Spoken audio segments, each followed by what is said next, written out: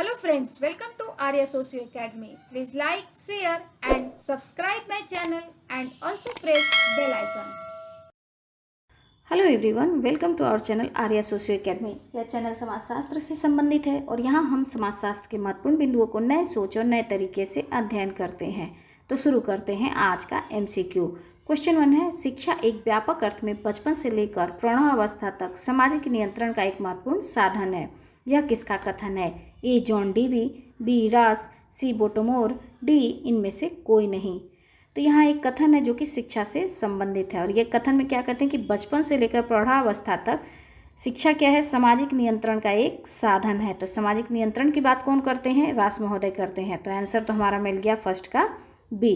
रास महोदय सामाजिक नियंत्रण की सर्वप्रथम बात करते हैं और इनकी ये रचना सोशल कंट्रोल में करते हैं जो कि 1901 में आती है। सर्वप्रथम सामाजिक नियंत्रण की बात रास महोदय करते हैं।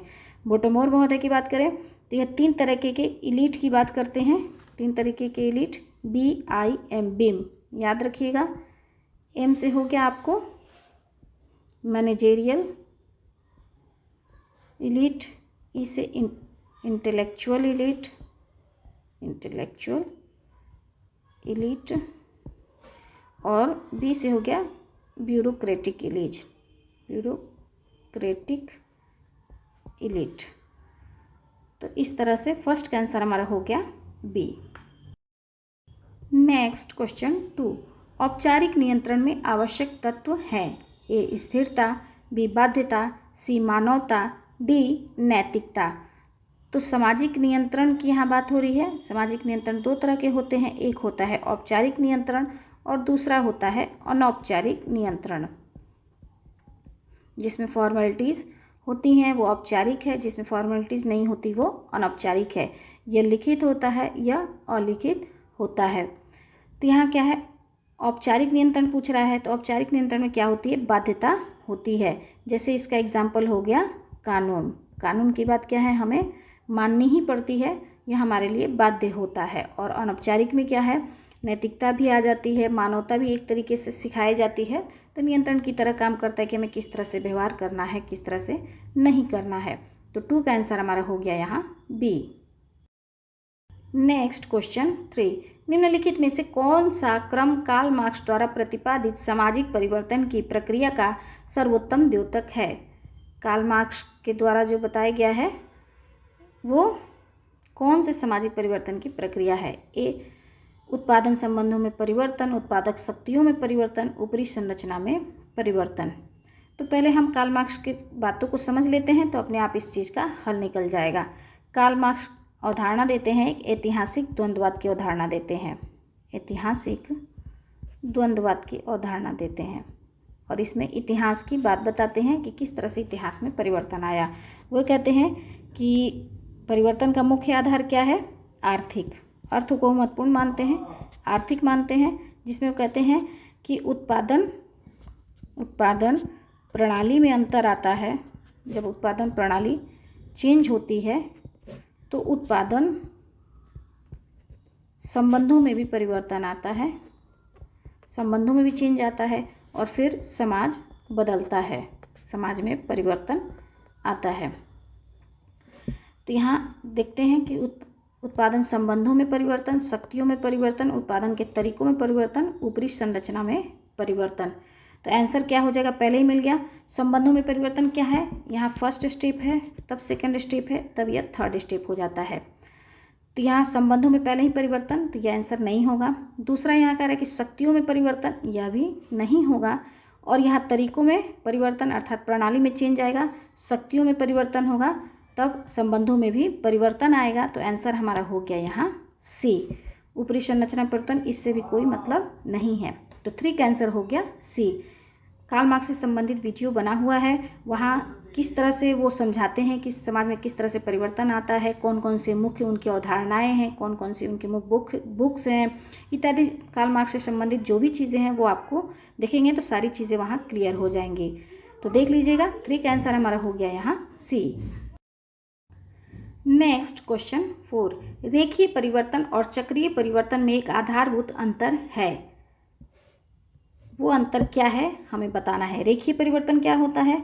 परिवर्तन जब एक सीधी दिशा में होती है, एक निश्चित दिशा में होती है, और चक्रीय परिवर्तन एक चक्र के रूप में होता है, जहाँ से शुरू होते हैं फिर अंत होता है, फिर शुरू होता है फिर उसका अंत होता है। तो यह एक चक्रीय परिवर्तन की संरचना है। इसमें अंतर क्या है यह हमें बताना है। ये कहता है रेखीय परिवर्तन एक ही दिशा में बढ़ता है, यह तो सही है, परंतु चक्रीय परिवर्तन ऐसा नहीं करता है। बिल्कुल सही बात है। दूसरा भी देख लेते हैं पहले, फाइनल आंसर देखने से पहले।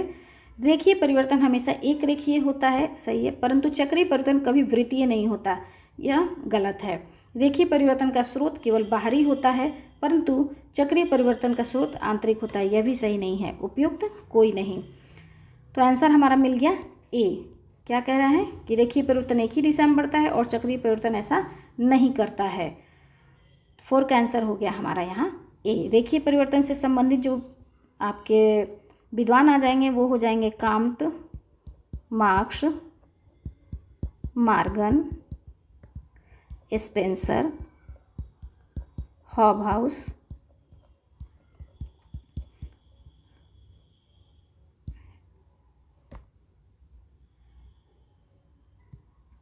हेड्डन इत्यादि। ये सभी क्या है, रेखीय परिवर्तन से संबंधित आ जाएंगे। और चक्रीय में कौन आ जाएंगे, स्पेंगलर, परेटो, टाइनवी, सोरोकिन और विको। तो यहाँ 4 का आंसर हमारा हो जाता है ए। नेक्स्ट क्वेश्चन 5, निम्नलिखित में से किसने सामाजिक परिवर्तन का सामाजिक सांस्कृतिक गत्यात्मकता का सिद्धांत प्रस्तुत किया है। ए टाइनवी, बी गिलिन और गिलिन, सी सोरोकिन, डी फेयरचाइल्ड। तो यहाँ पूछ रहा है कि सामाजिक परिवर्तन का सांस्कृतिक गत्यात्मकता का सिद्धांत किसने दिया है। तो आंसर होगा हमारा सी सोरोकिन।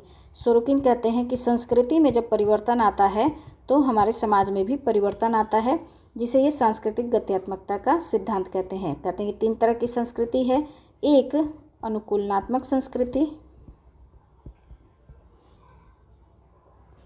दूसरा विचारात्मक संस्कृति और तीसरा आदर्शात्मक संस्कृति। आदर्शात्मक संस्कृति। इसी के बीच में संस्कृति क्या है, आगा पीछा करते रहती है, तो इसे ही ये, इसको मैं अच्छे से कर देती हूँ, ये जैसे फर्स्ट, सेकंड एंड थर्ड। तो फर्स्ट, यहाँ थर्ड और यहाँ सेकंड, पहली अवस्था और दूसरी अवस्था है। इसी के बीच में संस्कृति हमेशा आगा पीछा करती है, तो इसे पेंडुलम का सिद्धांत भी कहते हैं। और एक सीमा से दूसरी सीमा तक जाती है तो इसे सीमा का सिद्धांत भी कहते हैं, और इसे सांस्कृतिक गत्यात्मकता का भी सिद्धांत कहते हैं। टाइनवी की बात करें तो इनका सिद्धांत है चुनौती एवं प्रत्युत्तर का सिद्धांत। चुनौती एवं प्रत्युत्तर का सिद्धांत, द स्टडी ऑफ हिस्ट्री, जिसमें ये बताते हैं the study of history. Spengler महोदय कहते हैं कि सामाजिक परिवर्तन क्या है, मौसम की तरह समाज का भी परिवर्तन होता है। मौसम से तुलना करते हैं मौसम की तरह। इनकी बुक है the decline of the west, the decline of the west. Gillin M Gillin, इनकी बुक है कल्चरल सोशियोलॉजी। तो 5 का इस तरह से आंसर हो गया हमारा यहाँ सी। नेक्स्ट क्वेश्चन 6, कानून सामाजिक नियंत्रण का सर्वाधिक विशेषीकृत और अत्यधिक स्पष्ट इंजन है जिसको स्वयं समाज क्रियाशील बनाता है। यह कथन किसका है। ए रॉस, बी जिन्सबर्ग, सी न्यूमेयर, डी फेयरचाइल्ड। तो यह क्या है, ये कहते हैं कि कानून को सामाजिक नियंत्रण का एक साधन के रूप में मानते हैं। बहुत कहते हैं कि यह एक बहुत ही स्पष्ट इंजन है जो समाज द्वारा ही बनाया जाता है और सामाजिक नियंत्रण का कार्य करता है। यह एक कथन किसका है, रास महोदय का है। तो 6 का आंसर हमारा हो जाता है यहाँ ए। नेक्स्ट क्वेश्चन 6, उस परिवर्तन के लिए जो मानवीय खुशहाली को बताता है, अच्छाई के लिए तथा इच्छित दिशा की ओर बढ़ता है, कौन अवधारणा नहीं है। ऑप्शन ए विकास, बी उद्विकास, सी वृद्धि, डी प्रगति। तो यहाँ बताना है कौन सा नहीं है। विकास की बात करें तो यह सदैव ऊपर की ओर होने वाला परिवर्तन है, ऊपर की ओर होने वाला परिवर्तन, अर्थात हम सदैव अपने से आगे की तरफ बढ़ते हैं, ऊपर की ओर होने वाला परिवर्तन है। उद्विकास यह निरंतर प्रक्रिया है, प्राकृतिक है और एक निश्चित दिशा में होती है, एक निश्चित दिशा में होती है। इसमें मूल्य तटस्थ अवधारणा है, यह मूल्य तटस्थ अवधारणा है, मूल्य नहीं होती है। वृद्धि मात्रा में परिवर्तन होता है, मात्रा में परिवर्तन होता है। प्रगति अर्थात इच्छित दिशा में परिवर्तन होता है, मूल्य युक्त होता है, मूल्य युक्त होता है। तो क्या पूछ रहा है कि मानवीय खुशहाली में वृद्धि करे, अच्छाई के लिए परिवर्तन। अच्छाई क्या है, यहाँ एक मूल्य हो गया, तो मूल्य किस में हो जाएगा, प्रगति में हो जाएगा। और व्यक्ति इच्छित दिशा इसमें मिलती है, तो यह प्रगति का हो गया। मानव खुशहाली विकास में भी होती है। और उद्विकास में क्या बताना में नहीं है, तो नहीं कौन सा होगा, वो हमारा हो जाएगा उद्विकास। आंसर हो क्या बी, क्योंकि यह इच्छित दिशा नहीं है, निश्चित दिशा है लेकिन इच्छित दिशा नहीं है। फिर दूसरा यह करें अच्छाई के लिए ये मूल्य तटस्थ है, यहाँ अच्छाई बुराई की कोई बात नहीं है और ये प्राकृतिक है। और यहाँ क्वेश्चन पूछ रहा है कि मानवीय खुशहाली को ध्यान में रखा जाता है, ऐसी कोई बात उद्विकास में नहीं होती है। तो 7 का आंसर हमारा हो गया यहाँ बी। नेक्स्ट क्वेश्चन 8, प्रौद्योगिकी कारकों का सामाजिक परिवर्तन पर प्रभाव है। ए अधिक प्रत्यक्ष कम परोक्ष, बी अधिक परोक्ष कम प्रत्यक्ष, सी अधिक पूर्व कथनीय, डी अधिक पूर्व कथनीय एवं अधिक अर्थात यह पूछ रहा है कि प्रौद्योगिकी कारक का सामाजिक परिवर्तन पे क्या प्रभाव पड़ता है, प्रत्यक्ष रूप से या परोक्ष रूप से, या पहले ही जिसके बारे में भविष्यवाणी की जा सके, या कम प्रत्यक्ष रूप से, यह कौन सा प्रभाव पड़ता है जो हमें बताना है। तो सामाजिक परिवर्तन के इसके लिए हम एक एग्जाम्पल लेते हैं। जैसे कहीं कोई उद्योग लगता है, किसी भी चीज़ की कोई फैक्ट्री लगती है, तो इससे क्या होगा, इसका प्रत्यक्ष प्रभाव क्या होगा, लोगों को रोजगार मिलेगा, उस स्थान का विकास होगा, नगरों का विकास होगा, वहाँ नगर वगैरह बसेंगे, इससे समाज का विकास होगा। तो यह आपके प्रत्यक्ष कारण या प्रत्यक्ष परिवर्तन दिख रहे हैं। अप्रत्यक्ष में क्या हो सकता है, अप्रत्यक्ष में यह हो सकता है कि यहाँ लोग उद्योग में काम करने के लिए अपने संयुक्त परिवार को छोड़कर लोग अकेले काम करने आते हैं या अपने से परिवार को आते हैं। तो संयुक्त परिवार क्या है, एकल परिवार की तरफ बढ़ रहा है। वहीं संयुक्त परिवार में महिलाएं ज़्यादा होती थी, लेकिन अब एकल परिवार में महिलाओं पे क्या है, महिलाओं पे निर्भरता बढ़ती जाएगी। दूसरी तरफ इन उद्योगों में महिलाओं को भी रोजगार मिलने की बात होती है, तो महिलाओं की स्वतंत्रता भी बढ़ेगी, महिलाओं की स्वतंत्रता बढ़ेगी। अब इस उद्योग में कई तरह के, कई धर्म के, कई जगह से लोग आएंगे, तो कई धर्मों के लोग आएंगे, तो धर्मों का क्या है, आदान, धर्मों के बारे में लोगों का विचार बदलेगा, एक दूसरे को लोग एक्सेप्ट करेंगे, धर्मनिरपेक्षता बढ़ेगी। यहाँ कई कल्चर के लोग आएंगे, कई तरह के लोग होंगे, तो यहाँ कल्चर का क्या होगा, संस्कृति मिश्रण होगा। तो इसे सभी क्या है, यह अप्रत्यक्ष इसके परिवर्तन जो दिखते नहीं हैं सामने से, और उद्योग के जो सामने से दिखने वाले परिवर्तन हैं या कुछ ही हैं, लेकिन जो परिवर्तन नहीं दिखते हैं वो बहुत ज़्यादा हैं। तो इस तरह से आंसर हमारा हो जाएगा अधिक परोक्ष कम प्रत्यक्ष। आई थिंक आप इसको समझ चुके होंगे। तो 8 का आंसर हो गया हमारा यहाँ बी। नेक्स्ट क्वेश्चन 9, किसने प्रतिपादित किया कि जनसंख्या ज्यामितीय आरोहण में बढ़ती है। ए मार्क्स, बी मैनहीम, सी सैडलर, डी माल्थस। तो यह जनसंख्या से संबंधित सिद्धांत है। कहते हैं कि जनसंख्या क्या है, ज्यामितीय आरोहण में बढ़ती है। तो यह दिया है माल्थस महोदय ने। माल्थस महोदय की बात करें तो इनका है जनसंख्या का द्विगुणन सिद्धांत।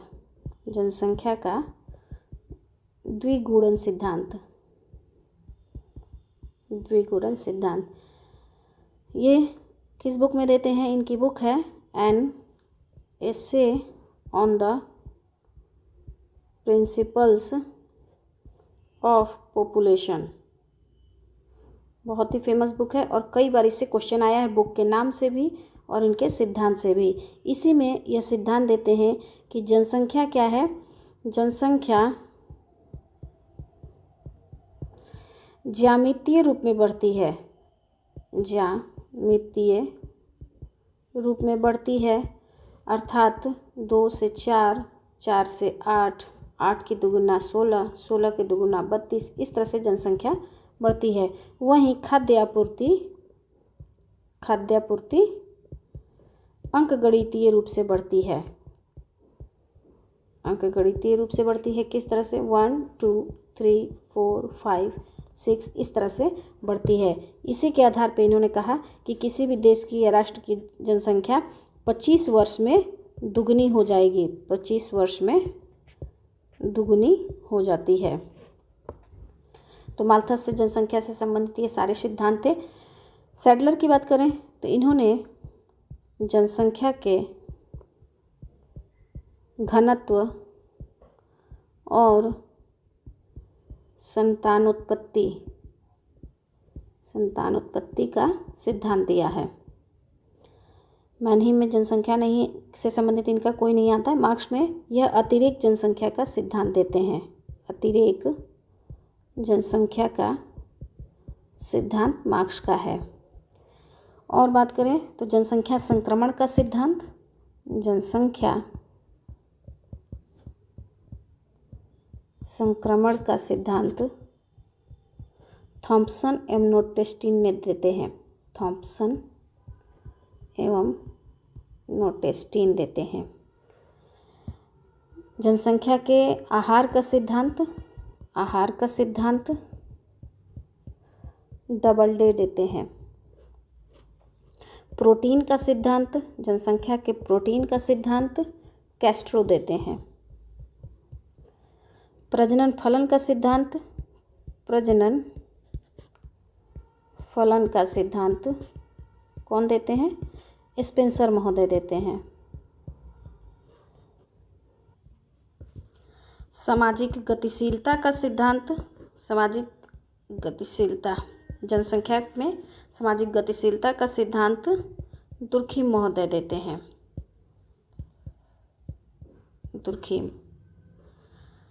और एक और नाम आ जाता है आपको, जनसंख्या का सामाजिक केशिकत्व का सिद्धांत।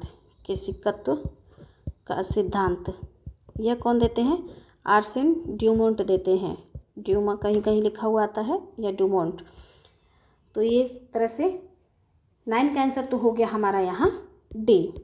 इस तरह की जानकारियाँ अधिक से अधिक लोगों तक शेयर कीजिए। जिन्होंने अभी तक मेरे चैनल को सब्सक्राइब नहीं किया है प्लीज़ वो सब्सक्राइब कर लें और लाइक और कमेंट करना बिल्कुल ना भूलें।